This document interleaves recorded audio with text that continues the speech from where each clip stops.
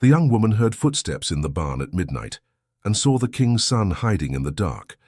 Before we begin this beautiful period romance story, tell me in the comments where you're listening from. I love knowing where you're joining me from. The night was restless. The wind had changed directions, rattling the shutters as though it carried a warning from the woods. Claire awoke before she knew why. The faint creak of the barn door drifted through the silence, followed by footsteps, slow, heavy, deliberate. They did not sound like her father's. Her brothers slept soundly in the loft above, and the old dog by the hearth did not stir. Only her heart did, wild and uneven. She rose, pulled her shawl tighter, and reached for the lantern. Its weak light trembled across the room, painting shadows on the walls. She hesitated at the threshold, telling herself it was only the wind, only a loose shutter. But another sound came, a muffled thud, a man's breath, quick and pained. The air itself seemed to hold its breath. She slipped into her shoes and crossed the yard. Frost glistened faintly on the straw. The barn loomed dark against the sky, a hulking shape of wood and memory. Every board creaked under her weight. As she neared, the smell of hay and old grain filled her lungs. Her hand found the latch. She hesitated once more, the flame of the lantern shaking in her grip. Then she pushed the door open. The hinge gave a long moan. Inside, the darkness shifted. She lifted the light, and for a moment she thought the barn empty, until the beam caught the outline of a man crouched behind the haystack. His clothes were torn and soaked with mud.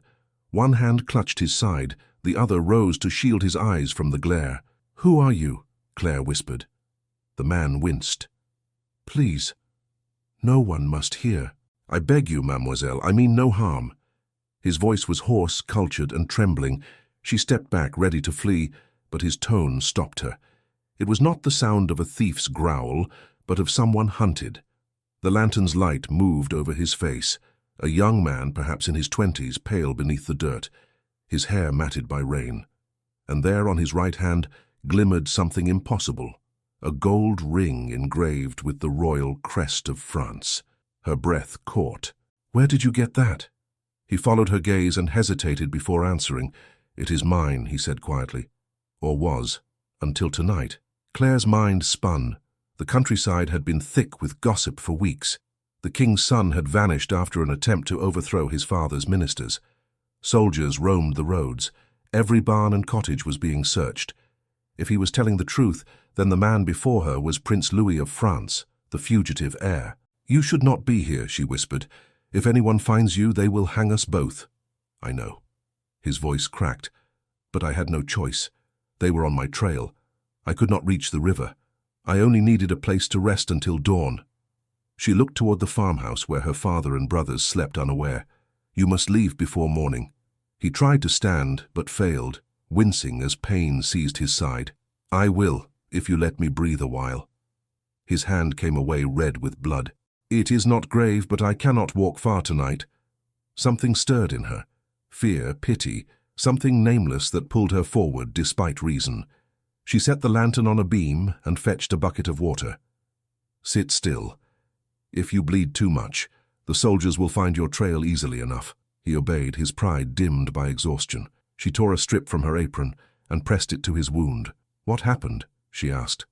"A fall," he murmured, "and a betrayal. The men who swore loyalty sold me before the night was over. I escaped by chance." She cleaned the blood silently. His skin was cold, the pulse beneath faint but steady.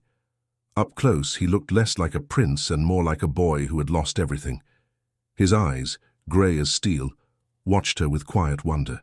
"You should not help me," he said after a moment. "You will regret it." "I already do," she replied softly. "But I can't send you to die in the woods." He gave a faint smile. "Then I am in your debt, mademoiselle." She ignored the words, though they stayed with her. When she finished binding his wound, she handed him a crust of bread and a flask of water. "Rest there behind the hay. If my father finds you, I will say nothing. But at dawn, you must go." He nodded. "What is your name?" "Claire." He repeated it quietly, as if memorizing a prayer. "Claire, you have a kind heart. The world has few of those left." The words unsettled her. She took the lantern and backed toward the door. "Sleep if you can. I will return before sunrise." Outside, the night felt sharper. The sky was clear now, the moon bright enough to show the path she had taken. She turned once, looking at the barn. The faint glow inside told her he was still there. For a moment she wondered if she had done right. Harboring a fugitive prince meant death. Yet there had been something in his eyes, a quiet sorrow that did not belong to arrogance. When she returned to her small bed, sleep refused her. Every creak of the house made her heart leap. Hours stretched thin as thread. She rose once more before dawn and went to the kitchen to fetch bread. The dog lifted its head, but did not bark. The yard was hushed, the grass silvered by dew. She entered the barn softly, lantern lowered. The air smelled of straw and damp earth. Louis slept against the wall, his coat drawn around him. He stirred when she approached. "Still alive," she murmured. "Barely." He smiled faintly. "You move like a ghost. I was afraid to wake you." She handed him the bread. "Eat. You will need strength if you mean to run." He took the bread, but did not eat at once. "Where will you go after this, Claire?" She frowned. "I live here. I am not the one who must flee." He looked away, as though ashamed. "Yes, I forget the comfort of belonging. You are not safe," she said. "They will search again today. You cannot stay past sunrise." He rose unsteadily, pain written across his face. "If you give me direction to the river, I will manage. I will not bring ruin upon your home. You can hardly walk." "I must." She watched him sway and caught his arm to steady him. The touch startled them both. He looked down at her hand, and for an instant neither spoke.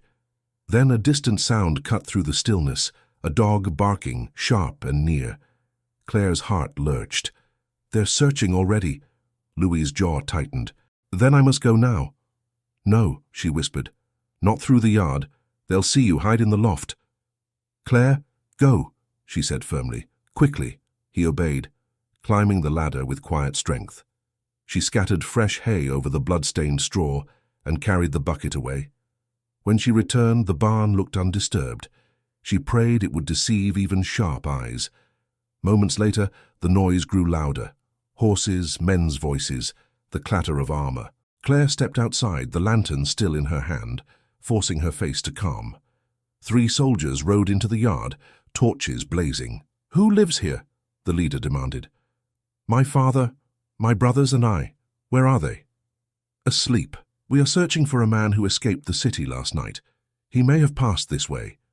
The soldier's gaze moved to the barn. "Has anyone been here?" Claire shook her head, praying her voice would not betray her. "No one comes by at this hour. Only the wind." The soldier dismounted. "We will look for ourselves." Her throat went dry. "Of course, monsieur, but the cows—" He brushed past her before she could finish. The others followed, torches in hand. The light flickered across the wooden beams, climbing toward the loft where Louis lay hidden. She stood outside the door, listening to boots striking the floorboards. Inside, one soldier laughed. "Only hay and rats." "Check the stalls," the leader ordered. She could hear them moving, the hiss of straw underfoot. Her palms were slick with sweat. The lantern in her hand trembled. One wrong step, one careless glance, and everything would end. At last, the leader stepped out, frowning. "Nothing here, but if you see or hear of anyone, send word to the captain in the village." "Yes, monsieur," Claire replied, keeping her eyes low. He mounted his horse again. The others followed, torches bobbing as they rode off into the mist. The sound of hooves faded slowly down the lane. She exhaled for the first time in minutes. Her knees weakened, and she steadied herself on the doorpost. The dawn was breaking now, pale light creeping over the fields. She turned toward the barn, meaning to call softly to Louis, but then she heard a faint murmur behind her, the soldier's voice returning from the road. "Wait," he said to his men. "Look there. Those prints in the mud." Claire's blood ran cold. The man dismounted once more, crouching near the fence. "Fresh tracks," he muttered. 2 sets of feet, one lighter than the other. He followed the line of prints toward the barn. Someone walked here during the night. Claire's heart pounded so loud she thought he might hear it. The soldier straightened slowly, eyes narrowing. He turned toward the barn door again. A torch flared, its light spilling across the straw. The soldier stepped closer, his hand on the latch. A shadow moved behind the slats of the barn. The soldier's hand closed around the latch.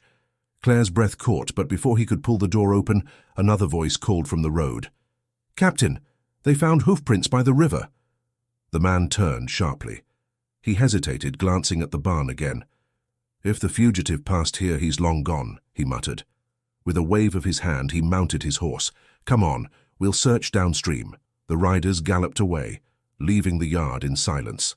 Only when the last echo faded did Claire dare to move. She pushed open the barn door and hurried inside. "They're gone," she whispered. "You can come down now." Louis appeared from the loft, his face pale, his hair clinging damply to his forehead. "You should not have spoken to them," he said in a low voice. "They might have searched again. You risked too much." "I had to," she replied, her heart still pounding. "If they had found you—" He looked at her, eyes filled with both gratitude and regret. "Then it would have been my punishment, not yours. You owe me nothing." "I don't know what I owe," she said, "but I know what's right, and turning you out to die is not." Louis sighed, the tension in his shoulders easing. "You are braver than you seem, Claire." She shook her head. "No, only foolish." She helped him sit near the haystack again, though the dawn now lit the barn's corners. He winced as he moved. "The wound burns," he murmured. "It needs cleaning," she said, fetching water from the barrel. "Stay still." He obeyed, biting back a groan when she pressed the damp cloth to his side. "You have done this before," he muttered. "I've tended wounded animals, not princes." The corners of his mouth twitched. "Then perhaps I am somewhere between the two." She almost smiled, but footsteps sounded outside, the heavy stride of her father. Panic seized her. "Hide," she whispered. "Quickly." Louis slipped behind the stacks again just as the door opened. Her father entered, rubbing sleep from his eyes. "Claire, what are you doing out here?" "The cow was restless," she said, forcing calm. "I heard her moving." Her father frowned, his gaze sweeping the barn. "The soldiers came?" "Yes, they searched but found nothing." He nodded, suspicious but too tired to argue. "Then come inside. We'll need to bring in the cattle before the rain starts again." She followed him to the door, afraid to look back. The moment he disappeared into the house, she returned and whispered toward the hay. "You must leave by nightfall. He won't stay blind for long." Louis's voice came softly. "And if I cannot? Then we will find another way, but for now rest. I will bring you food when I can." He bowed his head in thanks. "You speak as though you command me." "Then obey while you can," she said, and slipped out again before he could answer. The day passed under grey skies. Soldiers rode through the village, their voices sharp, their questions relentless. Rumors thickened like smoke. In the market, Claire heard the women whisper, "They say the prince himself led the rebels." "And that he's wounded," another added, "hiding somewhere in these fields." Claire kept her head low and hurried home. Her father was outside, repairing the fence. "They asked about our barn," he said quietly. "Said someone saw light there last night." Her hands went cold. "Light? Your lantern," he said, looking at her with weary suspicion. "What did you see?" "Nothing," she lied. "Only the wind pushing the door open." He studied her for a moment, then sighed. "Be careful, girl. The king's men will hang anyone who hides that traitor." She nodded and went inside, her pulse still unsteady. When night fell, she carried a basket of bread and broth to the barn. Louis was awake, pacing slowly, the bandage stained but holding. "They are closing in," she said. "The soldiers were here again." "I heard," he replied. "Their voices reached even the rafters." He took the basket, but his appetite was gone. "You should not come here again. It is too dangerous." "And leave you to starve? No." "Claire," he said, his tone firmer now, "you do not understand. My capture would shame your family. Already they must hear the rumors." "I will bear it," she said quickly. "You need time to heal. You can't walk far yet." His eyes met hers, and for a moment neither spoke. There was a strange quiet between them, filled not with words, but with understanding. He said at last, "Then you have my life in your keeping." "Then keep it quiet," she replied, and though she tried to sound stern, her voice softened at the end. Over the next days the world grew smaller. Soldiers passed through almost daily. Claire moved carefully, pretending nothing had changed. Her brothers began to question her silences, her long walks to the barn at dusk. One afternoon her younger brother Julian followed her. She sensed him only when she turned to close the door and saw his shadow against the light. "Julian," she whispered, startled. "Why are you here?" "I should ask the same," he said, stepping closer. "You've been hiding something." "Only the calf that was ill." He crossed his arms. "You've been different, nervous. What are you hiding, Claire?" Before she could answer, a soft sound came from behind the hay. A cough quickly stifled. Julian's eyes widened. "Someone's here. Julian, wait!" She tried to stop him, but he brushed past her, pulling aside the hay until Louis appeared, standing weak but defiant. Julian froze, staring. "Who are you?" Louis straightened. "A man who owes your sister his life." "Claire," Julian whispered, horrified. "You've brought a fugitive here. Do you know what they'll do if they find him?" "Yes," she said, her voice trembling. "And I know what they'll do if they find I've turned him away." Julian turned to Louis. "You are the prince, aren't you?" Louis said nothing, but the answer was written in his bearing. Julian's breath caught. "You'll bring ruin on us all." "I never meant harm," Louis said quietly. "If I leave now, they will find me within the hour.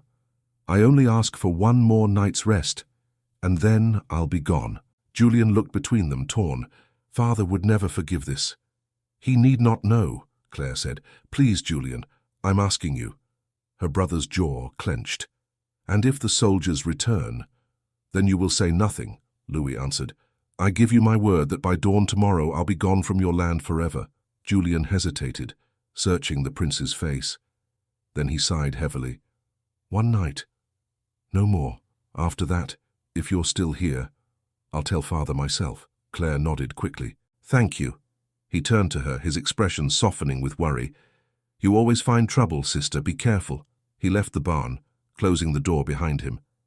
Louis sank down on the straw, exhaling. "He has a brave heart." "He only did it for me," Claire said. "Tomorrow you must go." "I gave my word," he said. "But tell me one thing. Why do you help me still?" She hesitated. "Because I can't bear to see someone punished for trying to do right." He looked at her with quiet intensity. "And if doing right costs you everything? Then it will have been worth the price." The silence that followed was long but not uncomfortable. Outside, the rain began again, steady and cold. Louis turned his face toward the sound, as though it soothed him. "Tomorrow," she repeated softly. "Before dawn," he nodded. "Tomorrow." When she left the barn, the world was dark and dripping. She barely slept. By the time the first light crept over the hills, she rose and went outside. Her father was already in the yard, speaking with 2 soldiers. Her stomach turned to stone. The taller soldier was the same captain who had searched before. His tone was sharp. "We've been told the fugitive was seen near this farm again." Her father frowned. "I've seen no one." "He cannot be far," the captain said. "We have orders to search every building." Claire froze, her basket of feed in hand. The captain's eyes fell on her. "You, girl, you live here?" "Yes, monsieur." "Have you noticed strangers on your land?" She forced herself to meet his gaze.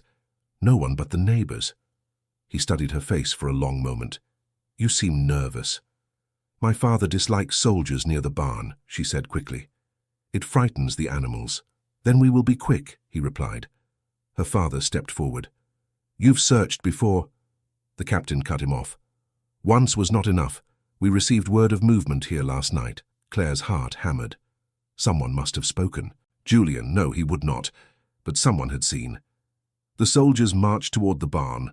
Claire followed, her pulse racing. Louis had promised to leave before dawn. Had he managed it? The hay looked undisturbed when they entered. She held her breath as the captain swept his torchlight around. "Nothing," one soldier said. The captain narrowed his eyes. "Check the loft." Claire's blood froze. The man climbed the ladder, his boots echoing. She gripped her basket tightly, praying. "Empty," he called down after a moment. The captain's shoulders eased slightly. "Then he has gone. Come." As they turned to leave, a small glint caught his eye, a flash of gold in the straw. He bent and picked it up. It was the prince's ring, the royal crest faint beneath the dirt. He turned to Claire slowly, his voice like ice. "What is this doing here?" Her mouth opened, but no sound came. Her father stepped forward, startled. "What is it?" "A royal signet," the captain said, holding it high. "Proof that the fugitive was here." Claire felt the world tilt. Her father's face turned white with disbelief, then anger. "You lied to me," he said, his voice low and shaking. "You lied to all of us." She began, but the captain silenced her with a gesture. "You will come with us to the village," he said, "until you explain this." Her father's eyes filled with humiliation as the neighbors began to gather by the fence, whispering. And from the edge of the woods, unseen by all, Claire thought she saw a shadow moving away through the mist. The villagers crowded around as the soldiers led Claire toward the road. Whispers rose like the hiss of a storm. Some called her foolish, others traitor. Her father followed behind, silent, his eyes hard with disbelief. Claire kept her head bowed, hands trembling against the chill morning air. The captain pushed her toward the horse-drawn cart, waiting by the well. "For you'll come to Lyon," he said. "There you'll explain how a royal ring came to rest in your barn." Claire tried to speak. "Please, monsieur, you don't understand." He cut her off. "I understand enough. If the prince passed through here, you're guilty of hiding him." Her father stepped forward. "She's a good girl. She wouldn't aid a traitor." The captain turned sharply. "Then how do you explain the ring?" Her father faltered. His silence was answer enough. The villagers murmured again. Claire looked up, her voice barely steady. "I found it near the fence. I thought it belonged to one of your men." The captain's lips tightened. "Lies will not serve you." He motioned to the soldiers. "Bring her." As they pulled her forward, she caught sight of Julian standing at the edge of the crowd. His face was pale with guilt. She met his eyes briefly, and in that single glance he seemed to understand she would say nothing of his knowledge. They placed her in the cart. The captain swung up beside her, reins in hand. "If you speak truth, you'll be released soon enough," he said, though there was little belief in his tone. "But if you lie again, girl, you'll see the inside of a cell before nightfall." The wheels jolted forward. The village receded behind them. The road stretched long and grey through the morning fog. Claire said nothing for a long time. The soldiers rode in silence too, their faces expressionless beneath their helmets. Only the wind moved, whispering through the fields. At last she found her voice. What if he was innocent? The captain gave a cold laugh. "Innocent men do not flee their king. Or perhaps," she said quietly, "they flee those who betrayed them." He glanced at her, frowning. "You speak boldly for a farmer's daughter. I've nothing left to lose," she replied. They reached the edge of the village, where another troop waited. There the captain stopped the cart and dismounted. "We'll rest here before continuing," he said. "Keep an eye on her." Claire sat still, watching the horizon. The fields shimmered under the pale light, and for a heartbeat she thought she saw movement near the woods, a horse's shadow, a glint of metal. Her breath caught, but when she blinked it was gone. By midday they reached the garrison near the river. The captain ordered the soldiers to unload her. Inside the courtyard, a grey-haired officer met them. "What have we here?" "Caught near the prince's trail," the captain said. "Her barn held his ring." The officer studied her. "She's no rebel, likely frightened into silence." "She lied," the captain muttered. The officer waved him off. "Leave her with me. You've other work." When the others departed, the officer approached her, voice gentler now. "What is your name, child?" "Claire Dufour." He nodded. "You're from the hills north of Lyon?" "Yes, monsieur." He sighed. "You understand the gravity of this. The crown believes the prince led men against his own father. If you helped him, they will demand your punishment." "I did not help a prince," she said firmly. "I helped a wounded man." He regarded her with quiet curiosity. "And would you do the same if you knew who he was?" She hesitated. "Yes." He gave a faint smile, almost sad. "Then you have courage, or foolishness. Perhaps both." He motioned toward the barracks. "You'll stay here until I receive orders. Food will be brought. Speak the truth and no harm will come." She nodded, too weary to argue. The small cell where they placed her was clean but cold. The door closed with a heavy sound. She sat on the wooden bench, staring at her hands. Night fell slowly. The sounds of the camp faded to murmurs. She thought of her father, of Julian, of Louis somewhere out in the dark. She hoped he had escaped. Hours later, when the corridor had grown silent, she heard a whisper through the bars. "Claire," her heart leapt. "Who's there?" A shadow moved in the dim light. "Quiet, it's Julian." She rushed to the door. "Julian, what are you doing here?" "I followed you," he whispered. "I couldn't let them take you alone." "How did you get in?" One of the guards knew me from the village. He turned his back for a moment. Listen, Claire. The prince, he's alive. He was seen near the river this morning. He's heading toward the woods. Relief washed over her, though fear followed close behind. Then he'll be caught. Not if he moves fast, but they'll search every road by dawn. She gripped the bars. You must warn him. I will, Julian said, glancing nervously down the hall. But if they find me here... Go, she whispered. I'll be all right. He nodded and vanished into the shadows. The night stretched endlessly. When morning came, the officer returned with 2 guards. You are free, he said simply. The investigation found no proof of treason.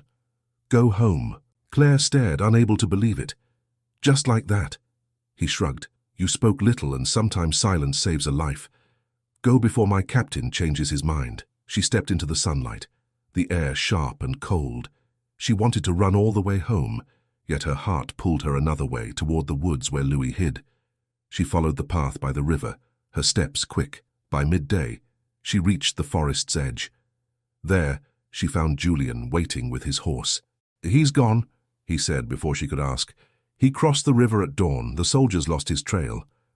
Then he's safe. For now, Julian said. But the men in town are still searching. They say the prince plans to gather supporters again. Claire shook her head. He needs rest, not rebellion. Julian looked at her carefully. You care for him. She hesitated. I don't know what I feel, only that I could not see him die. Julian sighed. Then keep that to yourself. People will not understand. They rode home together in silence. The house felt emptier than before.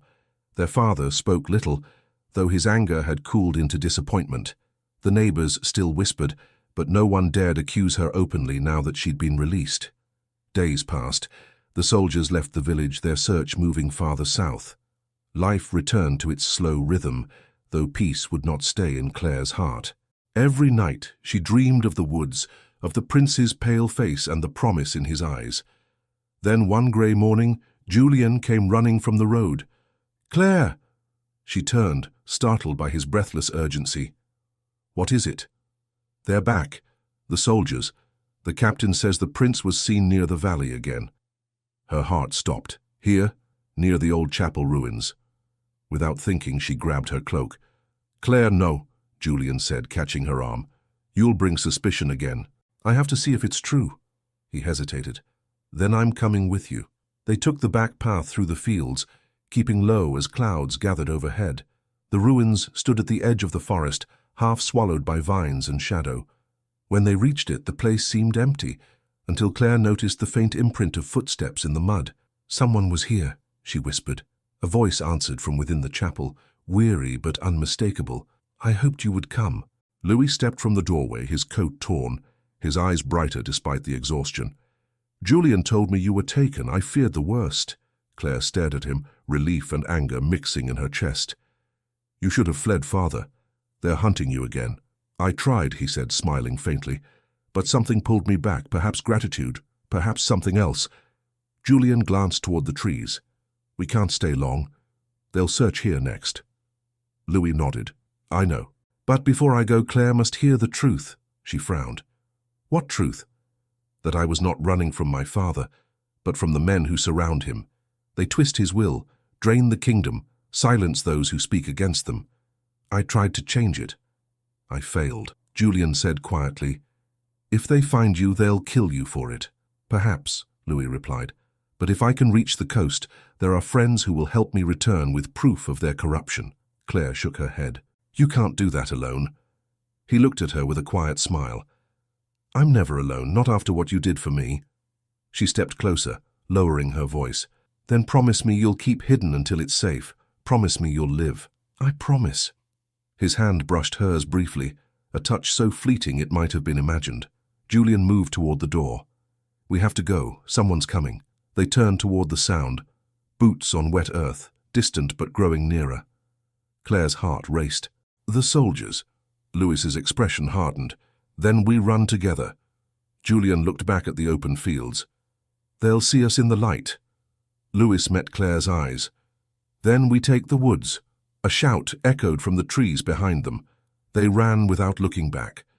The forest swallowed them, branches tearing at their clothes, the shouts behind them growing louder.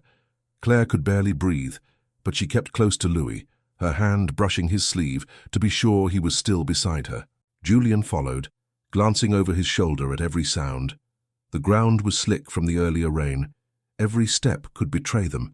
"Keep to the shadows," Louis said under his breath. "The trees will cover us." Claire nodded, though her lungs burned. "Where can we go?"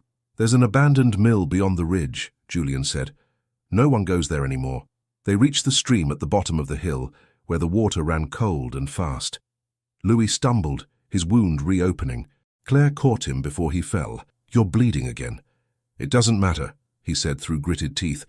"We can't stop now." Julian led the way across the shallow water. The noise of the current masked their footsteps.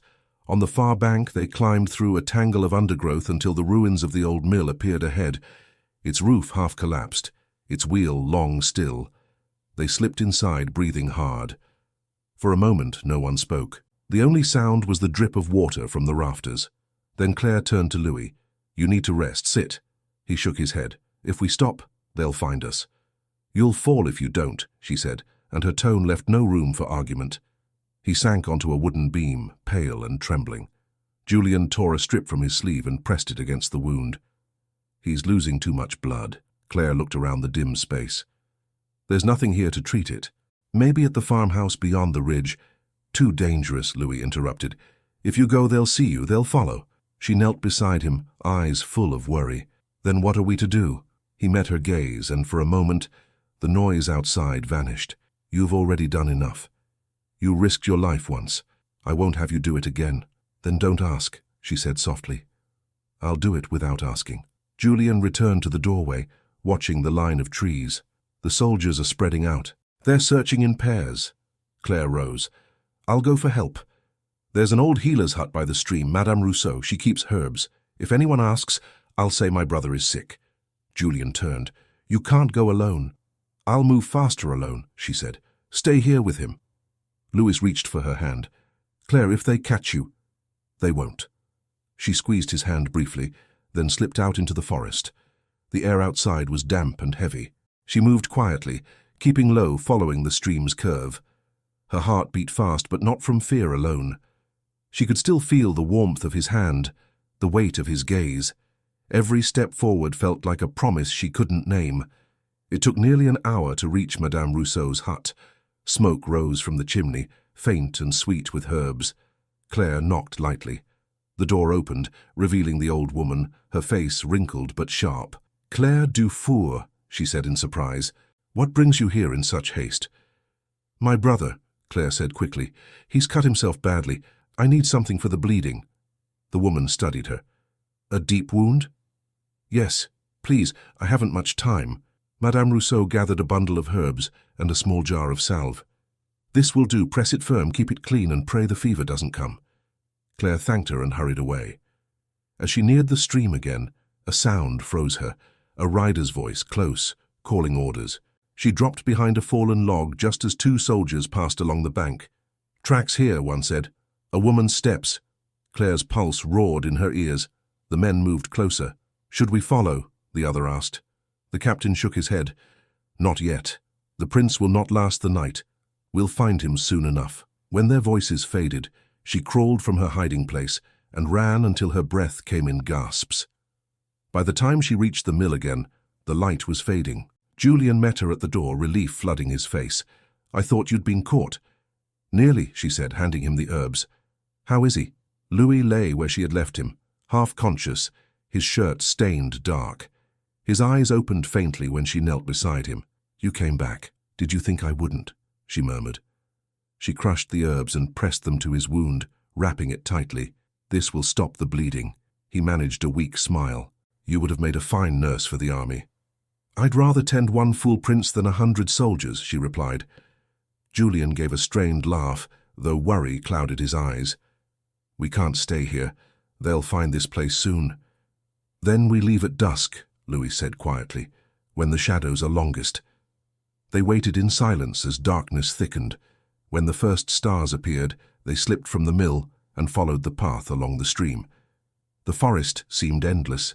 After a while, Louis stopped, leaning against a tree. "Go on without me, I'm slowing you." Claire turned sharply. "We don't leave anyone behind." Julian scanned the distance. "There's an old road ahead. If we reach it, we can follow it to the next village." They pressed on until the trees opened into a clearing. A ruined chapel stood there, its stone walls streaked with moss. Moonlight poured through the broken roof, pale and still. "It will do for the night," Louis said softly. Inside, they found a dry corner near the altar. Julian built a small fire from fallen branches, the smoke curling faintly upward. Claire sat beside Louis, watching the flicker of light on his face. He looked at her as though memorizing her features. "I never asked what you dream of, Claire." She hesitated. "Dreams don't belong to people like me. We work, we eat, we survive, and yet you risked everything for me." "That isn't survival," she smiled faintly. "Perhaps I wanted to prove that kindness still has meaning." He reached toward the fire, his hand brushing hers accidentally. Neither moved away. "You've changed what I believed about this country," he said softly. "I thought it filled only with anger and fear. Then I met you." Julian stirred the fire, pretending not to hear. "We should rest in turns." "I'll keep the first watch." Claire nodded, but her eyes stayed on Louis. "Try to sleep," she said. He closed his eyes, though sleep would not come easily. The forest outside murmured with wind and night birds. Time passed in uneasy silence. Near midnight, Julian touched Claire's shoulder. "Your turn." She rose quietly, wrapping her cloak around her. The fire had burned low, casting faint light on the stone walls. She sat near the entrance, listening. Somewhere far off, an owl called. After a long while, a voice came from behind her. "You should sleep." She turned. Louis had risen, standing in the silver light. "And leave you to watch alone?" she asked. He smiled faintly. "You've already done more than I deserve." She stepped closer. "You're not what they say you are. Perhaps not. But the world believes what it's told. I will always be the traitor prince." "Then let them be wrong," she said. For a moment, neither spoke. The fire flickered between them, a thin ribbon of light. Then Louis said almost to himself, "If I live through this, I will find a way to repay you." "I want nothing from you," she whispered. "Then allow me at least to give you truth." His gaze met hers. "I've seen the cruelty of the court, the greed of men who hide behind titles. You showed me something better. If ever I return to power, it will not be for them. It will be for those who have no voice." Claire felt a strange warmth spread through her chest. "Then live long enough to do it." Julian stirred in his sleep, and the moment broke. Claire turned toward the door again. The forest had grown eerily quiet. Too quiet. Louis noticed it too. "Something's wrong." She listened. In the stillness came the faint crack of a branch, then another. Torches flared beyond the trees, distant but approaching. Julian woke with a start. "They've found us." Claire's heart pounded. "How?" "It doesn't matter," Louis said, rising unsteadily. "We must move." Julian doused the fire with his boot. "Back through the forest?" "No," Louis said quickly. "They'll surround us there. We go toward the river." He took Claire's hand without thinking, pulling her toward the side door of the chapel. She felt his grip tighten as shouts rose in the distance. "Run," he said. "Don't look back." They burst into the open air, the night split by the glare of torches. A voice called from behind them, loud, triumphant, close. The clearing blazed with light as torches broke through the trees. Voices shouted orders, boots trampled the leaves, and the crack of branches filled the air. Claire ran until her breath failed her, her hand still locked in Louis's. Julian followed close behind, glancing back again and again, his face pale in the moonlight. "This way," he hissed, pointing toward the slope that led to the riverbank. "If we reach the reeds, they won't see us." They stumbled downhill through wet grass and tangled roots. The river's murmur grew louder, but behind them the soldiers drew nearer. The light of their torches flickered through the branches like fire chasing them. Claire's foot slipped, and she fell to her knees. Louis turned back instantly, pulling her up. "I can't," she gasped. "Yes, you can," he said. "We're almost there." They reached the water's edge, where the reeds stood tall and black. Julian pushed through first, parting them to reveal a narrow hollow between the rocks. "Hide here," he whispered. "If they come, stay silent." They crouched together in the damp hollow, pressed close. The night hummed with insects and fear. From beyond the reeds came the sound of soldiers crashing through the underbrush. "They can't be far," one voice called. "Search the riverbank." Lewis's breath brushed against Claire's ear. "Don't move," he whispered. She nodded, barely daring to breathe. The torches came closer, their glow staining the reeds in gold. A soldier's boot splashed into the shallow water, only a few paces away. Julian gripped Claire's arm, his hand trembling. "Nothing here," another voice shouted. "They must have gone downstream." The captain cursed softly. "Spread out. I want every inch searched." The footsteps faded slowly, replaced by the sighing of the river. Claire waited until the last light disappeared, then let out a shuddering breath. Her whole body shook with cold and relief. Julian peered through the reeds. "They're moving toward the chapel. We need to go while we can." Louis nodded weakly. "Upstream, if we follow the water, it will hide our tracks." They walked along the bank for a long while, keeping to the shadows. The stars glimmered faintly between passing clouds. When at last the land rose again, they found a hollow beneath a fallen tree and collapsed there to rest. Julian leaned back against the trunk, exhausted. "They won't stop until they find you," he said. Louis gazed at the dark river. "Then we must reach Lyon before they do. Only there can I prove who betrayed me." Claire looked at him in disbelief. "You can't mean to go back. It's suicide." "I must," he said quietly. "If I run forever, their lies will rule the kingdom. The people must know the truth." Julian shook his head. "How will they listen? The ministers control every word." "Not all," Louis said. "There are still men loyal to justice. One of them waits in Lyon, an old advisor of my mother's. If I can reach him, he'll help me reach the court." Claire studied him, torn between admiration and dread. "You'll be taken before you reach the gates." He met her gaze, and his voice softened. "Then I'll need someone brave enough to help me get inside." Julian frowned. "He means you." Claire said nothing, though her heart gave a sharp, painful beat. They rested until dawn streaked the horizon. The chill of the night lingered, and Louis shivered as he tried to rise. His strength was fading faster than his resolve. Claire helped him to his feet, her arm around his waist. "Lean on me," she said. "We'll go together." They moved slowly through the fields. The river curved toward the road that led to Lyon. The first villages they passed looked at them curiously but said nothing. Travelers were not rare in troubled times. By afternoon, clouds gathered, heavy with rain. They found shelter beneath a small bridge where the path narrowed. Julian went ahead to scout the road, leaving Claire and Louis alone. "You should rest," she said. "You've done too much." He shook his head. "If I close my eyes, I'll see their faces again. The men who sold me to my father's enemies. They wore smiles when they betrayed me." "Then look at me instead," she said softly. "I'm no enemy." He turned toward her, and for a moment, all the tension in his face seemed to fade. "You've given me more than I deserve, Claire. You've risked your life again and again. For what? For a cause that isn't yours?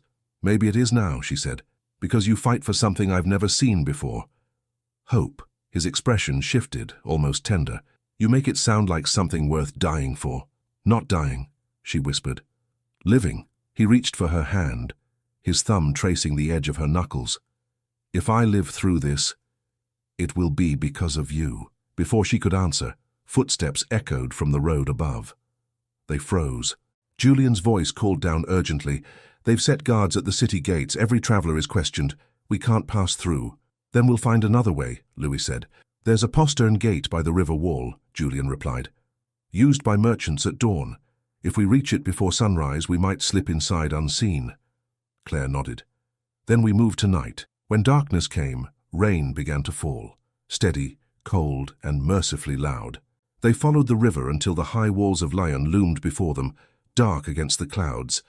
Torches flickered at the main gate, but the postern by the water was barely guarded. Louis moved with effort, his arm across Claire's shoulders. "Almost there," she whispered. A distant bell tolled. Julian motioned for silence. "Wait for the patrol to pass." They pressed against the wall as two guards crossed the bridge above. The sound of their armor faded, swallowed by the rain. "Now!" Julian hissed. They hurried along the narrow path. The small door in the wall was half hidden by ivy. Julian pushed it gently. but it held fast. "Locked," he muttered. Louis pulled a pin from his sleeve, a fragment of metal bent into shape. "Step aside." He worked quickly, his fingers steady despite his weakness. With a soft click, the latch gave way. They slipped inside and found themselves in a narrow passage that opened into the lower quarter of the city. The air smelled of damp stone and river mist. Julian let out a slow breath. "We're in." Louis managed a faint smile. "Then we're not done yet." They made their way through the deserted streets until they reached a small chapel near the market square. Louis sank onto a bench inside, his strength finally failing him. Claire knelt beside him. "We need help now." "There's an inn 2 streets away," Julian said. "The keeper is honest. I'll fetch him."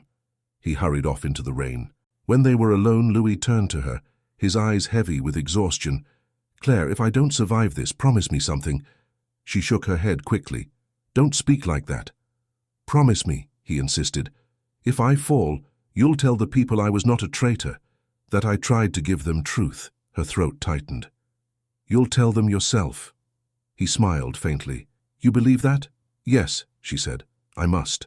For a moment, silence wrapped around them. The candles flickered, throwing soft light across the worn stone floor. Claire could hear the rain against the windows, a rhythm steady and sad. Then the chapel door creaked open. Julian stepped inside, breathless. "They're searching every street. Someone betrayed us again." Claire's blood ran cold. "Who?" "The innkeeper. He told the guards he saw us." Louis struggled to stand. "Then we leave through the back." Julian nodded. "There's a courtyard behind the chapel. It leads to the merchant quarter." They moved quickly, slipping out into the narrow yard. The rain poured harder now, masking their footsteps. As they crossed the cobblestones, shouts rang out nearby. "This way," Julian urged. "Through the alley." They turned sharply, their path lit for an instant by lightning. Ahead stood a gate leading to another street. Julian reached it first and pulled, but it was barred from the other side. "We'll climb," Louis said. He lifted Claire first, and she scrambled to the top, gripping the wet iron. Julian followed, then reached down to help Louis, but the prince hesitated, glancing back as the soldiers' torches rounded the corner. "Go," he said. "I'll hold them." "No," Claire cried. "You can't." He looked up at her, rain running down his face. "I must. If they catch all of us, everything ends here." Julian shouted, "There's no time. Climb!" But Louis pushed him away and turned toward the approaching light. Claire's voice broke. "Louis, please." He smiled faintly. "Trust me." He reached into his coat and threw something toward her, a folded letter sealed with wax. "If I fall, give this to the old advisor in Lyon. It holds proof of their treachery." "Don't say that," she pleaded. "You'll live." The first soldier appeared at the mouth of the alley, shouting orders. Torches flared. Louis turned, facing them, the rain glinting on his dark hair. Claire watched from the wall, helpless, her heart tearing between terror and faith. The soldiers surged forward. The alley blazed with torchlight. Louis faced the soldiers with calm defiance, his chest rising and falling in quick, steady breaths. Claire could only cling to the top of the wall, frozen in horror as shouts filled the narrow space. Julian pulled at her arm. "Claire, jump! I can't leave him!" "You must!" he hissed. "If they take you too, it's over." Below them the soldiers advanced, boots splashing through puddles. One man barked an order, and several spread out, circling Louis. He stood motionless, drenched and pale, one hand raised as though to surrender, the other hidden behind his back. "I am the one you seek," he said evenly. "Let the others go. They are innocent." The captain stepped forward, torch raised. His eyes narrowed as the light fell upon Louis's face. "So it's true," he muttered. "The prince himself," Julian whispered. "Claire now," before they look up. Claire hesitated only a heartbeat longer, then dropped down into the other courtyard. Her knees struck the cobblestones, but she pushed herself up, looking back once more over the wall. The soldiers closed around Louis. "Louis!" she called in a desperate whisper. He looked up at her, their eyes meeting across the storm and chaos. "Run," he said softly. Then the torches closed in, and she saw him no more. Julian caught her hand and pulled her down the narrow passage behind the stables. The sound of pursuit was drowned by the pounding rain. They didn't stop until the city walls faded into the distance behind them, and the dark fields opened ahead. Only then did Claire fall to her knees, breathless and trembling. "He's gone," she whispered. "They took him." Julian stood beside her, soaked to the bone. "He chose it. You saw. He'll die in their hands," she said. Julian looked toward the horizon, where the first grey light of dawn began to break. "Not if we can help it." Claire lifted her head slowly. "What do you mean?" He crouched beside her, lowering his voice. "You still have that letter he gave you." She pressed her hand against her cloak, feeling the sealed paper hidden inside. "Yes. Then that's our key," Julian said.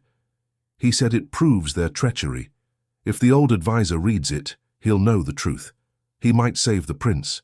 But we don't know where to find him," Claire said. Julian's gaze was steady. "You will. I'll find a horse and draw the soldiers away. You go to the advisor. Deliver the letter. If Louis lives, they'll need that proof." She shook her head. "I can't leave you." "You must," he said. "I'll survive. I'm not the one they want." The decision tore through her. But she knew he was right. "Where do I find this advisor?" "His name is Monsieur Armand Duval," Julian said. "He served the Queen once before she died. They say he lives near the river quarter by the old wine cellars." Claire rose, her resolve firming like steel. "Then I'll go." Julian caught her shoulders.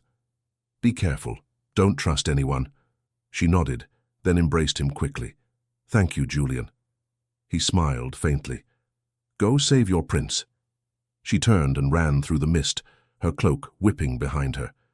The rain had eased, leaving the streets slick and empty.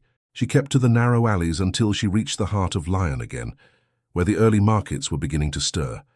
The smell of bread and wet stone filled the air. Moving among the merchants, she kept her head down, her hand always near the hidden letter. Every soldier she passed made her heart tighten, but none looked twice at her. She found the wine quarter near the river, rows of old houses leaning close together, their shutters half closed. An elderly man sweeping his doorstep looked up as she approached. "Monsieur Duval," she said quietly. "Do you know where he lives?" The man frowned. "The old councillor. Aye, across the lane, the house with blue shutters. But he doesn't receive strangers." "He will receive me," she said, and hurried on. The blue-shuttered house stood at the end of the street. Claire knocked once, then again. After a long pause, the door opened a crack, and a thin, wary face appeared. "What do you want?" "I bring a message," she said. "From Prince Louis." The door opened wider. The man's eyes sharpened. "Say that again." "I bring proof of his innocence," she said, drawing the letter from her cloak. "He told me to give this to you if he was captured." The old man took the letter with trembling hands, breaking the seal at once. His eyes moved swiftly across the page. "My God," he murmured. "So it's true. The ministers forged the orders. They framed him." Claire gripped the edge of the table as relief and terror mingled inside her. "Can you save him?" Duval looked up, his expression grim. "If I move quickly, perhaps. The king does not yet know the full truth. I can reach him, but only if I have witnesses." "I'll speak," she said without hesitation. "I saw everything." He nodded. "Then you must come with me. The court is in session this morning. The ministers will want him condemned before the truth spreads." Claire's heart pounded. "Then we haven't much time." Within the hour they were on their way to the palace. Duval's carriage rattled through the wet streets, passing rows of curious onlookers. Inside, Claire sat clutching the seat, her mind racing. "When we arrive," Duval said, "speak only when spoken to. The king is proud but not cruel. Show respect and tell him what you witnessed." "I understand." At the gates, guards stopped the carriage, but Duval's name carried weight. They were admitted at once. Inside the vast marble hall, the air smelled of damp velvet and smoke. Courtiers whispered behind their fans, turning to stare as Duval entered with a mud-stained girl at his side. At the far end of the room, the king sat upon his chair, silver-haired and weary. Around him stood his ministers, faces sharp with calculation. Duval bowed deeply. "Your Majesty, I bring grave news concerning your son." The king's gaze darkened. "What more is there to say? He has disgraced his name and defied the crown." "Forgive me, sire," Duval said, "but you have been deceived. The documents used to accuse him were forged. I have proof. And a witness. Murmurs rippled through the hall. One of the ministers stepped forward quickly. Sire, this is madness. The evidence against the prince is unquestionable. Then let it be examined, Duval said, handing the letter to the king. Read, and you will see whose seal truly marked the orders. The king opened the letter slowly. His hands trembled as his eyes moved over the words. Silence filled the chamber. Finally he looked up, his voice rough. Who brought this to you? Duval gestured toward Claire. This young woman. She hid the prince, risked her life to save him, and carried this proof through the night. The courtiers gasped. The ministers turned pale. The king's gaze softened for a moment as it fell upon her. Is this true? Yes, your majesty, Claire said, her voice steady though her knees shook. He was betrayed by those who claimed to serve you. He spoke only of justice and mercy. He did not rebel against you. He sought to free you from their lies. The ministers began to protest, but the king raised his hand. Enough. His eyes burned now, full of sudden clarity and anger. Guards, bring me my son. The chamber erupted in noise. The ministers shouted, pleading their innocence. The king rose from his chair, his voice ringing like thunder. You will answer for this deceit, every one of you. Duval touched Claire's shoulder. You've done it, he whispered. She barely heard him. Her thoughts were already far away, racing toward the prison where Louis waited. Hours later, as the sun broke through the clouds for the first time in days, Claire stood with Duval outside the gates of the palace prison. The guard recognized the royal seal now borne by Duval's orders and stepped aside at once. The corridors were dim and cold. They reached a heavy door at the end of the hall. A warden unlocked it and stepped back. Inside, Louis sat upon a wooden bench, his hands bound loosely, his face drawn but calm. When he looked up and saw her, disbelief crossed his features. Claire, he breathed. How? She ran to him, her voice shaking. You're free. The king knows the truth. Duval showed him your letter. For the first time he seemed lost for words. You did this. She nodded, tears filling her eyes. You said you needed someone brave enough to help you reach the court. I couldn't let your promise die. He rose slowly, chains clinking as the warden stepped forward to unfasten them. Duval spoke quietly to the guard, and moments later the heavy cuffs fell away. Louis rubbed his wrists, staring at Claire as though seeing her for the first time. You risked everything again. And I'd do it again, she said simply. He smiled, faint but radiant. Then I am twice in your debt. Footsteps echoed down the corridor. The king's envoy approaching to escort them to the palace. The air seemed lighter now, charged with something new, something almost like hope. Louis turned to Claire, his voice low. When this is over, I will not return to the life I knew. I will begin again, somewhere honest, somewhere free. Then let it be here, she whispered. He looked at her as though about to speak again, but the envoy called his name.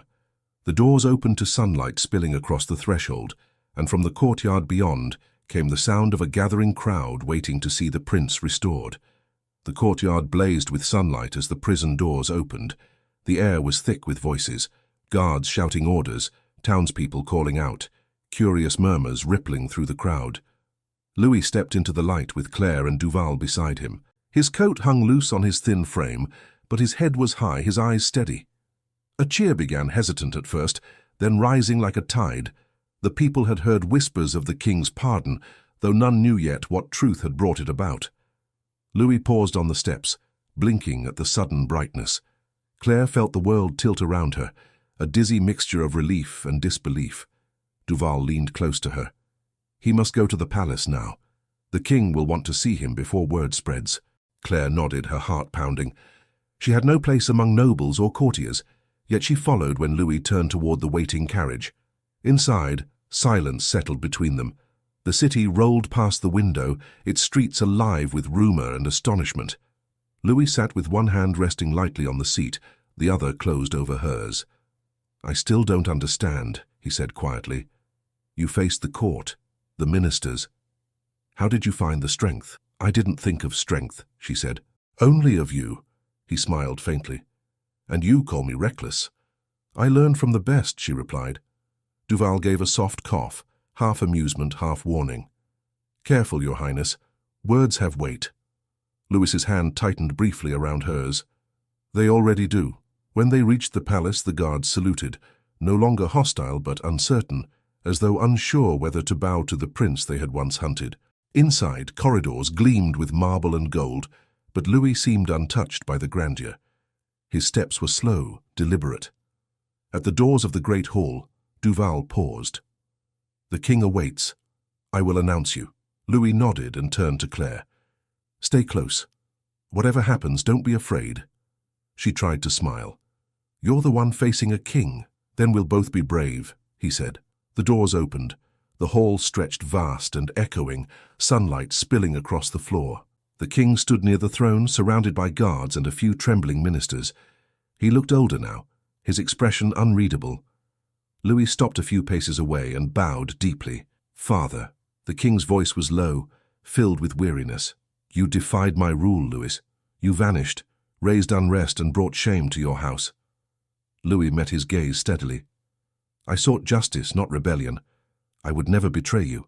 The king turned to Duval. "He speaks truth?" "I swear it, your majesty," Duval said. "The ministers forged the orders. Their guilt is proven." One of the ministers fell to his knees, stammering for mercy. The king's face hardened. "You used my name to destroy my son. Take them away." Guards moved swiftly, dragging the men from the chamber. Silence followed, broken only by the echo of their boots. The king faced Louis again. "And what of her?" His gaze shifted to Claire. "The farmer's daughter, who defied my soldiers." Louis glanced at her, then back at his father. "She saved my life. She saved the crown. Without her I would be lost, and so would you." The king studied her quietly. "You have courage, girl." Claire bowed her head. "I only did what I thought right, your majesty." "Right," the king repeated softly. "A word my court has forgotten." He turned to Louis. "You are my son. I was too blind to see the men who turned you against me. Can you forgive an old man's pride?" Louis stepped forward. "If there is forgiveness to give, it is mine to ask. I should have come to you first." The king's eyes glistened. "Then let this be the end of division. France needs peace, not vengeance." He reached out, resting a hand on his son's shoulder. The gesture, simple and wordless, spoke more than any decree. Louis bowed his head. "As you wish, father." The king looked toward Claire again, his tone softening. "And you, child, what would you ask as reward?" She shook her head quickly. "Nothing. I want only that he may live free." The king smiled faintly. "You are wiser than many who sit at my table. Still, a service such as yours must not go unnoticed. You will stay at court until matters are settled." Claire's heart faltered. At court? Louis looked at her with quiet reassurance. "Only for a time." But the king's gaze lingered, thoughtful. "Perhaps longer. The court needs voices like hers." Before Claire could reply, Duval stepped forward. "Your Majesty, the people wait outside. They beg to see proof that the prince has been restored." The king nodded. "Then let them see." The great doors opened once more, and sunlight flooded the hall. Louis stepped out beside his father onto the palace balcony. The square below was filled with citizens, farmers, merchants, soldiers, faces upturned with awe and hope. A murmur swelled into cheers. Claire stood just behind him, half hidden by the doorway, her heart swelling at the sight. The people were no longer whispering of rebellion but of redemption. Louis raised his hand, his voice carrying above the noise. "My friends, my countrymen, I stand before you not as a prince wronged, but as a man who has learned what truth costs. It belongs not to those who hold power, but to those who dare speak it. Today we begin again." The crowd erupted in applause. The king placed a hand on his son's shoulder, pride softening his stern features. Claire watched, unable to speak. In that moment, Louis no longer looked like the fugitive who had hidden in her barn. He looked like the leader he was meant to be. When the cheers faded, the king withdrew, leaving Louis alone with her and Duval on the balcony. "The people will remember this day," Duval said quietly. "They will speak your name with hope." Louis turned to Claire. "And yours," he said. "Without you, this day would never have come." She smiled faintly. "Then let them forget me. I belong to the fields, not the palace." He shook his head. "You belong wherever truth is needed." Duval cleared his throat discreetly. "Forgive me. But the guards will want you both inside. The streets are still restless. Louis nodded and led her through the corridor again. As they walked, Claire felt the weight of eyes upon her, the curious glances of nobles, the murmurs that followed them like whispers through silk. When they reached a quiet alcove overlooking the gardens, Louis stopped. "This place feels too small for what I wish to say," he murmured. "What is it?" she asked softly. He turned to her fully, the light catching the faint smile at the corner of his mouth. "I promised you once that I would repay your courage. I've searched for words that could match what you've done, but I find none." "You owe me nothing," she said. "I owe you everything," he replied. "You gave me back my life, my name, and something more." She frowned gently. "What could I give you that a crown could not?" "Freedom," he said. "Not the kind that laws grant, but the kind that begins here." He placed his hand over his heart. Her breath caught. "You mustn't say such things," she whispered. "Not here." He stepped closer, lowering his voice. "Here or anywhere, it's true. And when all this is done, when peace returns, I will not stay in this palace. I will go where honesty still grows, perhaps in a small farm with a red roof and a woman who listens more than she speaks." Claire felt her cheeks warm, her words failing her. "You'd be miserable without your court." "Then I will learn to be happy without it," he said. "If you'll teach me." She looked down, her heart pounding. "You don't know what you ask." "I know enough," he said softly. Before she could answer, Duval's footsteps echoed behind them.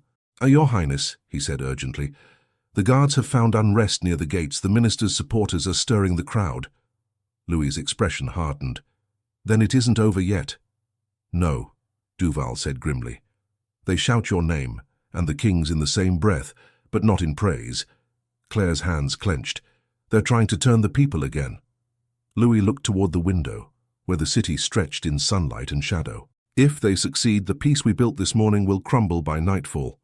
Duval hesitated. "Shall I send soldiers?" "No," Louis said. "I'll face them myself." Claire stepped forward. "You can't. It's dangerous." He met her eyes. "If I hide again, everything we fought for dies. The people trusted me once. I must earn that trust again." "You're weak," she said desperately. "You've barely recovered." He smiled faintly. "Then they will see I'm human after all." Duval bowed, resigned. "I'll make the arrangements." As he hurried away, Claire turned back to Louis. "At least let me come with you." "You think I'd go without you?" he said softly. They walked together through the long hall, the sound of distant shouting growing clearer. At the base of the palace steps, the square seethed with unrest, voices rising, banners waving. The air trembled with tension, half hope, half anger. Louis paused at the top of the steps, drawing a deep breath. "They believed lies once. They won't again." Claire's hand brushed his. "Then speak the truth, Louis. They'll listen." He nodded slowly, his eyes on the restless crowd below. Then a voice shouted from the edge of the square, harsh, accusing, loud enough to break through the noise. The shout cut through the square like a blade. "The prince lies! He betrayed his own blood!" The words spread quickly, carried by angry echoes. A murmur swept through the crowd, doubt returning like a ghost. The banners wavered, voices rose in confusion, and for a moment, no one knew which side to stand on. Louis stepped forward to the edge of the steps. The sunlight caught the damp curls of his hair, his face pale but calm. "Who speaks?" he called out. "Show yourself." The crowd parted slightly, and a man stepped into view, a former minister's aide, one of those spared in the morning's arrests. His fine coat was mud-stained, his eyes sharp with desperation. "I speak for France," he shouted, "for the people you abandoned when you fled. You left them to hunger while you played at rebellion." A few voices shouted agreement. Others hissed at him to be silent. The balance was fragile. Louis raised his hands for silence. "You call it rebellion. I call it truth. Yes, I fled, but only because your masters ordered my death when I refused to sign their lies. Would you have me die a prince of silence or live a man of honor?" The man sneered. "And what honor hides behind a peasant girl's skirts?" Claire flinched as the crowd turned toward her. She felt the heat of their stares, the sudden ripple of gossip. Louis's eyes darkened. "Enough," he said sharply. "Her courage saved your prince and your king. Without her, none of you would be free to speak at all." The murmur shifted again, less hostile now, more uncertain. Louis seized the moment, his voice rising with quiet force. You think power belongs to those in palaces? You are wrong. Power belongs to those who stand for what's right when no one is watching. This woman, he turned to Claire, hid me when soldiers hunted me. She could have bought safety with my name, but she chose the harder road. If you doubt me, doubt also the mercy that has kept this kingdom from tearing itself apart. The aide's face twisted. Fine words from a man who hides behind peasants and priests. Louis descended one step. You speak of hiding, yet you are the one who fled your master's punishment. I know you, Etienne. I remember your voice in the council hall when you swore loyalty to those who forged my name. Did you think truth would never reach these streets? The man hesitated, eyes darting to the restless crowd. Lies, he stammered. All lies, Duval's voice rang out from behind them. The king's seal proves otherwise. I hold the confession of your fellow ministers. Shall I read it aloud? The crowd erupted, shouting, arguing, pressing closer to hear. Etienne's courage failed him. He tried to push through the mass of bodies, but hands seized him, dragging him forward. Let him speak to the king, someone shouted. Louis raised a hand. No harm, no vengeance. France will not heal through rage. The people obeyed, shoving the trembling man toward the guards. The tension began to ease, replaced by uncertain relief. Claire stepped beside Louis. It's over, she whispered. He nodded slowly, almost. But even as he spoke, thunder rumbled, not from the sky, but from the city gates. Another group of soldiers was marching in, their armor glinting. At their head rode a nobleman Claire had never seen before, his cloak heavy with gold trim. His expression was cold and proud. Who is he? She asked. Louis's eyes narrowed. The Duke of Charroux, my father's oldest ally, and the minister's last. The Duke dismounted with deliberate calm, his boots striking the stones like the beat of a drum. So, he said, his voice carrying easily, the prodigal prince returns. And what do we find? A mob, ruled by a farmer's daughter. The crowd fell into uneasy silence again. Louis met the Duke's gaze evenly. You come late, my lord. The minister's lies are broken. The Duke smiled thinly. Lies or convenient truths? You expect these people to follow a traitor's son?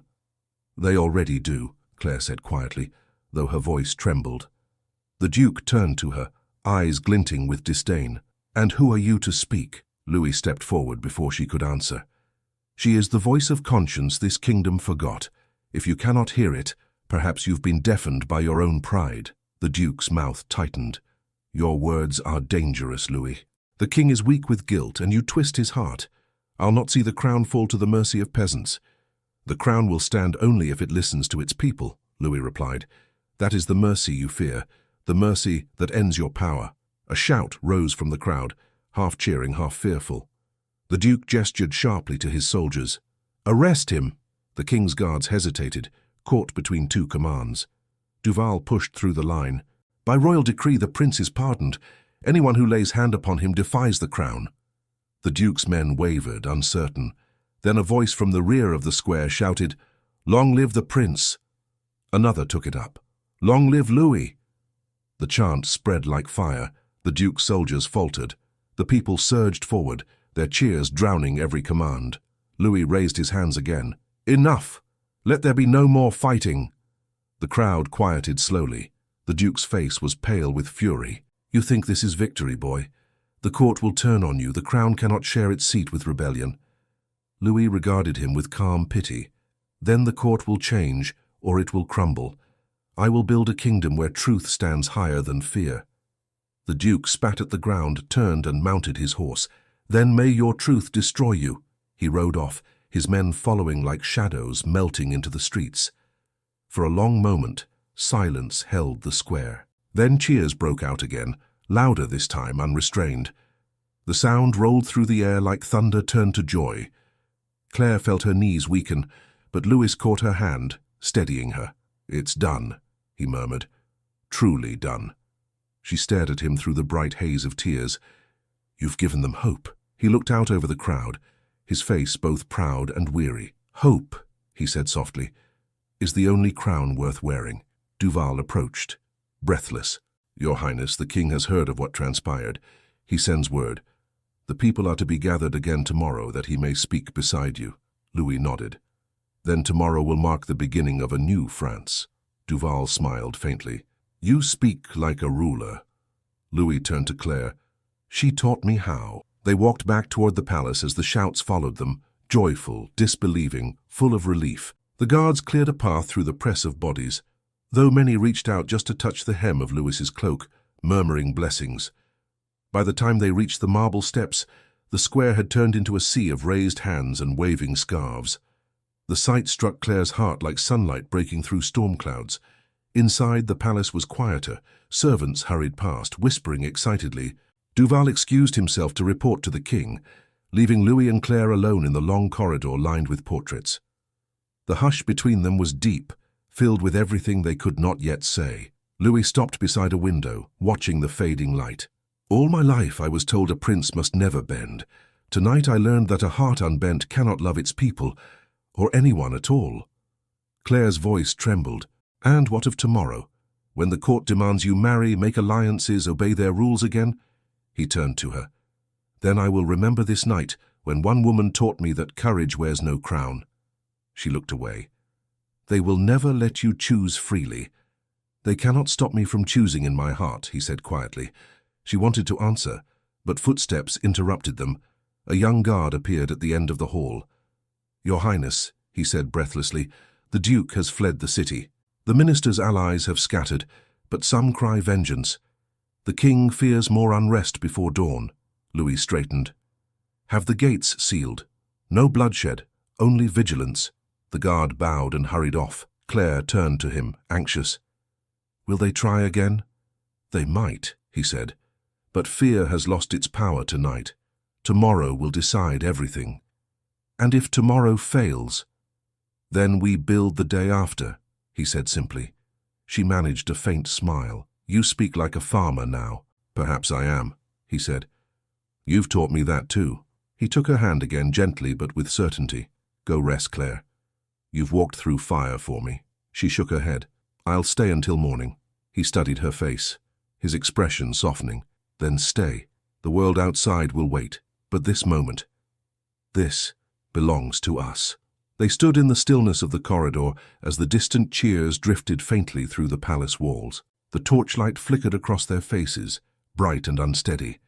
And somewhere beyond the square, beyond the crowd, a lone figure watched the palace from the shadows, his cloak torn, his eyes burning with the promise of revenge. Night sank slowly over Lyon. The cheers faded into distant echoes, leaving the city wrapped in a fragile peace. Lanterns burned low along the palace walls, their light trembling in the wind. Claire sat by the window of a guest chamber, her cloak still damp from rain, her thoughts drifting between exhaustion and disbelief. Below, the courtyards were quiet. The soldiers had withdrawn to their posts, and only the muffled sound of hooves on cobblestones broke the stillness. Somewhere beyond those gates, the Duke's men hid in the dark, defeated but not vanished. Yet for now, the air felt calm, almost sacred. A soft knock sounded on the door. Claire, came Louis's voice. She turned quickly, her heart rising. Come in. He entered without ceremony, dressed simply, his hair still disheveled from the storm. Gone was the regal composure he'd worn before the crowd. He looked only tired and human. I could not sleep, he said. The palace feels too silent after such noise. You should rest, she said gently. Tomorrow will test you again. He smiled faintly. Then we'll face it together. She looked down, unsure what to say. The fire crackled softly behind them, painting his face in warm light. For a long moment neither spoke. Then he stepped closer. Duval says the city is calm again, he said quietly. The people believe what they saw. Truth, not fear. The king will address them tomorrow, and he wishes me beside him. That's what you wanted, isn't it? Yes, he said. But I wonder what comes after, when peace returns. What remains for those who fought in its shadow? She hesitated. You'll rebuild the court. Bring justice where it was lost. And you? He asked softly. Where will you go? I'll go home, she said. To my father, my brothers. They must think me dead. Louis's expression darkened with something like sorrow. You would leave so soon. You belong to this world now, she replied, and I— He interrupted, his voice firm. You belong to every world that remembers courage. The words silenced her. She turned back toward the window. If I stayed, they'd speak of scandal. A prince and a farmer's daughter. They can speak what they wish, he said. I no longer measure life by their words. Before she could answer, a knock interrupted them again. Duval stepped in, his expression serious. Forgive me, but the king requests your presence at once, your highness. Louis straightened. At this hour? There's news from the gates, Duval said. A messenger arrived from the countryside. He brings word of unrest beyond Lyon. The duke's allies are stirring again. Louis nodded grimly. Then the peace is not yet secure. Duval bowed slightly. The king fears more fighting. He plans to send envoys at dawn. I'll go with him, Louis said. He must see that strength still stands beside mercy. Duval glanced at Claire. And you, mademoiselle, rest. You've earned it. When he left, Louis lingered a moment longer. Sleep, if you can, he said quietly. When morning comes, the world will change again. She managed a faint smile. It already has. He gave her a look filled with meaning, then turned and followed Duval into the corridor. When the door closed, Claire sat again by the window. The night stretched wide and deep beyond the palace gardens. Somewhere, far down the road, lay her village, the barn where it had all begun, where she had first heard the footsteps that changed her life. A single candle burned low. She watched its flame until her eyelids grew heavy. Dawn came slowly. The first bells of the cathedral echoed over the rooftops as light filtered through the curtains. Claire rose and went to the window again. The city below was calm, washed clean by the rain.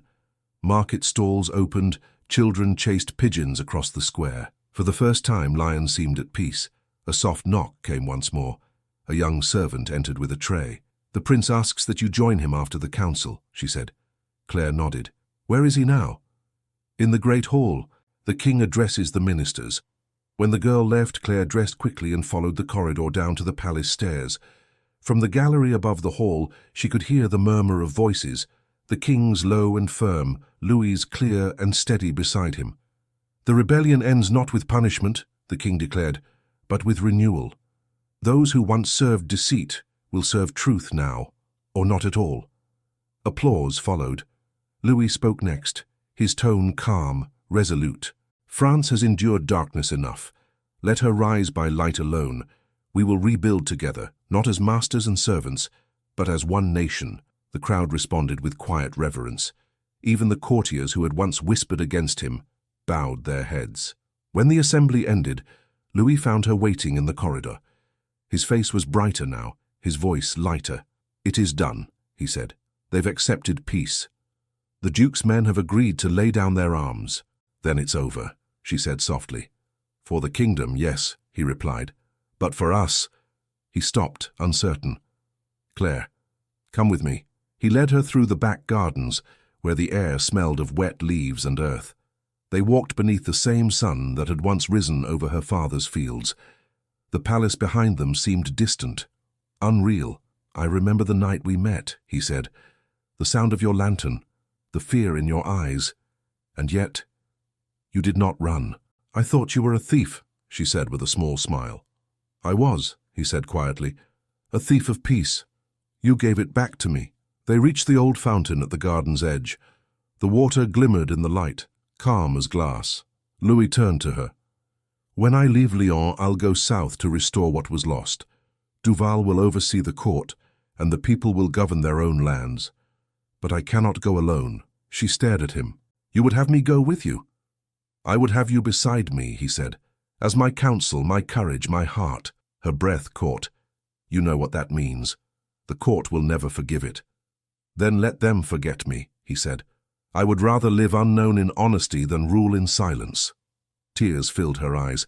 And if I came, what of my family, my home? He reached for her hand. Your home is wherever you are not afraid to be yourself. She looked at him for a long time, torn between duty and longing. I never wanted more than a quiet life, she whispered. And I never wanted less than truth, he said. Now both stand before us. They stood close, the fountain murmuring softly behind them. She wanted to speak, but words failed her. Then Duval's voice broke the stillness. Your Highness. They turned. The old advisor hurried across the garden, his breath uneven. Forgive me, but word has come from the countryside. The Duke's men have scattered, yes, but some march under a new banner. They seek refuge near the border. Louis's calm returned. Then send envoys with my seal. They will find no enemy in me if they seek peace. Duval bowed. It shall be done. He hesitated, then smiled faintly. The king wishes to see you both before noon. He means to bless the new order, and perhaps something more. When he left, Claire turned to Louis in confusion. What does he mean? Louis gave a soft laugh. You'll see soon enough. They walked back toward the palace, through corridors now filled with sunlight and warmth. Servants bowed as they passed, their eyes bright with respect. The air itself seemed lighter, as if the walls remembered laughter for the first time in years. In the throne room, the king awaited them, no longer robed in ceremony but dressed simply. Come, he said, motioning them closer. France owes you both a debt words cannot measure. Louis bowed. You owe me nothing, father. All I have done was for you and for them. The king smiled faintly. Then I owe thanks to her. He turned to Claire. Your courage has taught even kings humility. You have reminded me that power serves best when guided by compassion. Claire bowed her head. Your Majesty, I only did what my heart demanded. The king took her hand, surprising her. Then may your heart never know regret. He looked between them. My son tells me he will travel south to restore order there. I have given my blessing for both of you to go. Claire's eyes widened. Your Majesty, The king raised a hand. He has chosen you not as subject, but as companion. It is an unusual choice, yet I see no shame in it. France needs not only crowns, it needs hearts brave enough to love. Louis's voice was low. You approve? The king nodded. I do. Let your union remind those who doubt that blood alone does not make nobility. Emotion rose in Claire's throat, too deep for words. She curtsied, trembling slightly. I will serve him with all that I am. The king smiled. Then serve each other well. He turned away, leaving them in quiet astonishment. Louis reached for her hand once more, his voice breaking with tenderness. You see, even the world can change. She laughed softly through her tears. It feels like a dream. No, he said. It feels like waking. They walked together through the open doors, sunlight streaming across the floor. Outside, the city bells rang in celebration, not of victory, but of peace newly born. In the distance, the fields shimmered under the same golden light that had once fallen on her father's land. Everything felt whole again, fragile but whole. Louis looked at her, smiling. Tomorrow we ride south, together, she said. He nodded, his voice barely above a whisper. Together, always. And as they stood there in the bright, quiet morning, the storm that had once ruled their world seemed like nothing more than a memory carried away by the wind. The morning they left Lyon was bright and clear, the kind of day that made the world feel new again. Bells rang across the city as the gates opened, and people lined the streets to watch the prince and his unlikely companion ride out together. Claire sat beside Louis in the carriage, her hands clasped tightly in her lap, her heart still uncertain whether any of this could be real. The city behind them shimmered in the distance, wrapped in sunlight. Louis turned to her with a quiet smile. I told you we would ride together, he said. She looked at him, trying not to smile too widely. I half believed you were teasing. When I make a promise, Claire, I keep it. You should know that by now. You've made a dangerous habit of keeping promises, she said softly. He laughed, a sound free and genuine. Then may that habit never leave me. They passed through the countryside, where fields lay green and rich after the long rains. Villagers waved from doorways, shouting blessings as they passed. Word of their journey had spread faster than the wind, the prince and the peasant girl who had changed the crown. At midday, they stopped near a small river to rest. The soldiers who escorted them kept a respectful distance. Louis stepped down first, then turned to help her from the carriage. His hand lingered on hers, not out of ceremony, but warmth. You look worried, he said. I think I'm afraid to believe it, she admitted. That peace will last, that we can simply live now. He studied her face. Peace is never simple. But living, that we can do. He led her toward the riverbank, where the water ran clear and bright. They sat beneath an old tree whose branches swayed gently in the breeze. For the first time in months there was no danger, no chase, only quiet. I remember the night in your barn, Louis said suddenly. I was certain it would be my last. And then you walked in holding a lantern like a guardian sent from heaven. I thought I was dreaming. You were delirious, she teased. You nearly fainted when I spoke. He smiled. Perhaps I did, but I woke to your voice, and that I've never forgotten. The sound of the river filled the space between them. Claire felt the warmth of his hand against hers again. Louis, she said softly, I'm not a lady of court. I don't know how to speak or dress as they do. When we reach the southern estates, they'll expect— He interrupted her gently. They will expect a prince's companion, yes, and that is what you are. You owe them nothing more than honesty. You gave me that when no one else dared. Her eyes lowered. Here it feels strange being seen beside you, like I've stolen a place that doesn't belong to me. He touched her chin lightly, guiding her gaze back to his. Then let me be the thief for once. Because your place, right here beside me, is the only one I'll ever claim. She felt her pulse quicken, her voice faltering.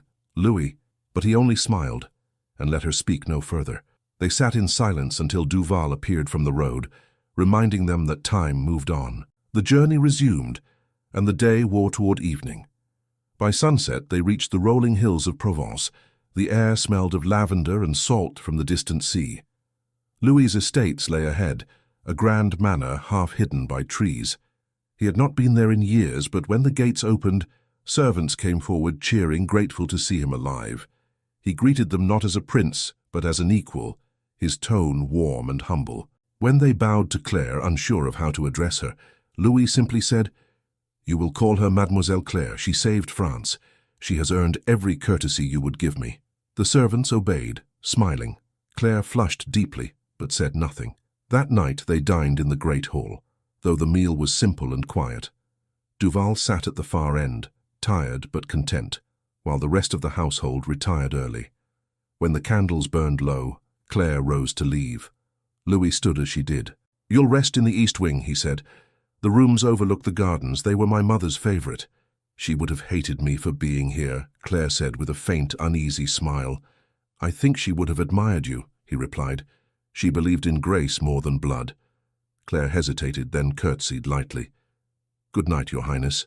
He caught her hand before she could step away. Louis, he said softly. Only Louis. She nodded, and their hands parted slowly. That night sleep would not come easily. The rain began again, soft against the windows, carrying with it a strange, sweet restlessness. Claire rose and crossed to the balcony. The gardens below shimmered in moonlight, and somewhere she could hear the faint sound of a violin. When she stepped into the corridor, she saw a single lamp burning at the far end, the library door half open. The music came from within. Louis was there, seated at an old harpsichord, his fingers moving lightly across the keys. The melody was tender, unpracticed, more heart than skill. He looked up when she entered, his smile soft but bright. You can't sleep either, he asked. No, she said. The night feels alive. He gestured toward the seat beside him. Then stay a while. I've forgotten most of the songs I used to play. She sat, watching his hands. It's beautiful, even so. I learned it from my mother, he said. She said music was the language of truth, one that never lies. Claire listened quietly. The notes fell like whispers in the dark, carrying all the pain and peace of their journey. When he finished, the silence between them seemed deeper than before. Do you ever think, she asked, that we were meant to meet that night? That the footsteps in the barn weren't just chance? He looked at her for a long time before answering. If they were chance, then I owe everything to chance. But I prefer to think it was destiny, because it makes the risk worth all it cost. She met his eyes, her voice barely a whisper. And what did it cost you? He reached for her hand again, his thumb tracing her wrist. Fear, pride, loneliness. And I would lose them all again, 1,000 times if it led me here. The rain grew louder, tapping against the windows.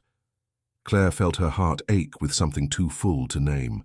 You shouldn't say such things, she murmured. I should have said them long ago, he replied. When I was hiding in your barn, half dead and half mad, I thought the world had ended, but you made me see it was only beginning. You taught me what loyalty means, what love means. Her breath caught. Louis, he stood, pulling her gently to her feet. No court will ever understand us, Claire. But they don't have to, because I understand. I've seen who you are. Your courage, your kindness, your strength. That is the heart I've been searching for all my life. She looked up at him, her voice trembling. And if the world turns against you again, then let it, he said simply. So long as you stand with me. The space between them vanished. The storm outside broke into wind.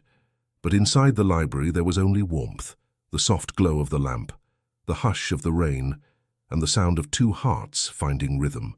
He took her face in his hands and kissed her, slow and sure, as though sealing every promise ever made in silence.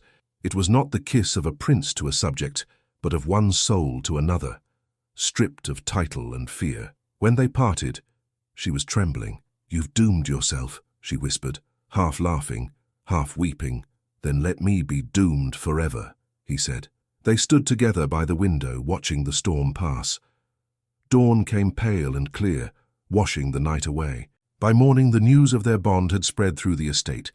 Servants whispered blessings rather than scandal. The people, hearing of it, rejoiced. The kingdom that had once hunted them now celebrated them. Weeks passed in peace. Louis worked beside Duval to restore the provinces, writing new laws, granting land back to those who had lost it. Claire joined him in council, her plain words and clear vision earning respect from all who heard. The court no longer mocked her. The king himself began to call her daughter. On the first day of spring, the bells rang once more, this time for celebration, not battle. The chapel was small, filled with sunlight and laughter. No nobles in heavy robes, no ceremony beyond sincerity. Only those who had walked their road stood witness. Louis took her hands in his voice steady though his eyes were bright. "When I first saw you, I saw the end of my life. Tonight, I see the beginning of every day I'll ever live." Claire smiled through her tears.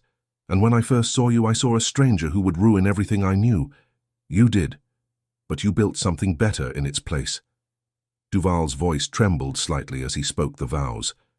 When it was done and the church bells pealed through the valley, the people outside cheered until the air itself seemed to sing. Louis and Claire stepped into the sunlight, hand in hand. The sky above was endless and blue, the hills alive with flowers. He turned to her, his expression full of quiet wonder. "I never thought peace could look like this." She laughed softly. "Peace looks like home. And you," he said, "look like my heart." They rode together that afternoon through the fields. No guards, no banners, just two souls who had survived the storm. Children ran alongside, waving wildflowers. Farmers bowed as they passed. The land seemed to breathe again. As the sun began to set, they stopped by the same river where they had once rested weeks before. The light turned the water gold. Louis helped her down from the horse. "Do you remember this place?" "How could I forget?" she said. "It's where you told me to believe in living." "And you did," he said. "You taught me how." They stood at the edge of the water, the sky blazing in colors of fire and rose. Claire looked toward the horizon. "Do you think the world will remember us?" He smiled. "The world forgets kings and wars, but it never forgets love." She looked up at him, her eyes shining. "Then let them remember ours." He drew her close once more, his hands gentle but sure, his voice low. "They will, because love like this doesn't end. It becomes the story people tell when they need to believe again." The evening wind lifted the scent of flowers from the valley below. Their shadows merged as the last light faded, and the river carried their laughter away like a promise that would never die. The bells of Lyon rang again in the distance, not for a prince, not for a peasant girl, but for two hearts that had dared to find each other in the dark and had built a kingdom out of love. Thank you so much for listening to this story all the way to the end. We hope it moved you as much as it moved us while telling it. We'd love to hear your thoughts. Leave us a comment telling us where you're listening from and what you like the most. Rate this story from 0 to 10. What score would you give it? If you enjoyed this story, don't forget to subscribe to the channel and leave a like as a show of support. That really motivates us to keep creating and sharing more stories full of emotion and life lessons. And before we go, we want to remind you that an exciting and heartwarming story recommendation will appear on the final screen. If you'd like to enjoy it, just click on the video. Thank you once again for being here, and we'll see you in the next story.